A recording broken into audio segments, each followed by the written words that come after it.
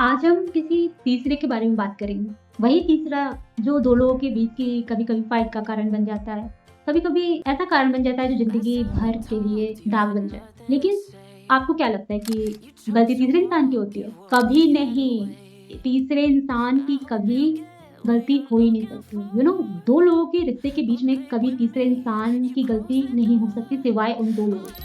अब आप बताओ कि 2 लोग हैं, तो उन 2 लोगों में से किसी एक ने ही तो उस तीसरे को उस रिश्ते में लेके आए होंगे और उस 2 लोगों की बातों को उस तीसरे ने जज किया, जज के अकॉर्डिंग उसको दूसरे को बताया एंड 2 लोगों के रिश्ते का सच किसी तीसरे को कभी पता होना ही नहीं चाहिए यार। सबसे बड़ी गलती लोग यही कर देते हैं कि 2 लोगों के सच यानी वो अपने रिश्ते के सच को किसी तीसरे को बता रहे होते हैं। क्यों बताना? आप हैंडल करो ना यार।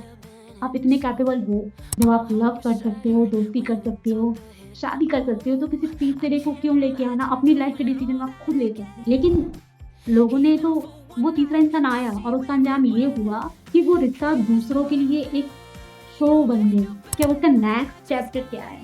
चैप्टर आप समझ रहे हो? इंसान चैप्टर ढूँढ रहा है। मूवीज़ के जैसे चैप्टर होते हैं, इंसान वैसे चैप्टर ढूँढ रहा है कि अब इसका नेक्स्ट चैप्टर, शो, एपिसोड क्या है? और आप देखना कि लोग पूछेंगे, "अरे बता ना, फिर क्या हुआ?" इतने इंटरेस्टिंग तरीके से वो सुनेंगे और मज़े लेंगे कि आपको लगेगा कि अरे ये तो कितना अच्छा है, आपका दुःख सुन रहा है। ऐसा थोड़ी ना होता है। इतना फ्री के टाइम किसी के पास नहीं है बेटे। लेकिन रियलिटी ये भी है कि उस शो को चलाया किसने? 2 लोगों में से किसी एक ने या दोनों ने। जो नहीं छूटना था, नहीं टूटना था, वो टूट गया और वो था उस रिश्ते में ठहराव। ठहरना था। अगर कुछ चीज़ें समझ में नहीं आ रही तो ठहर जाओ, वक़्त ले लो, समझ लो लेकिन कभी किसी तीसरे को एंटर मत होने देना। क्योंकि जब आप किसी तीसरे को एंटर कर लेते हो तो आपके अपनी लाइफ का वो मैजिक वहीं पर खत्म हो जाता है। आप दोनों लोगों के बीच का मैजिक खत्म हो जाता है। बट क्या कर सकते हैं? कभी-कभी कोई रिश्ता बस शो बन के रह जाता है जिसका लास्ट एपिसोड द एंड होता है। सोचना ज़रूर।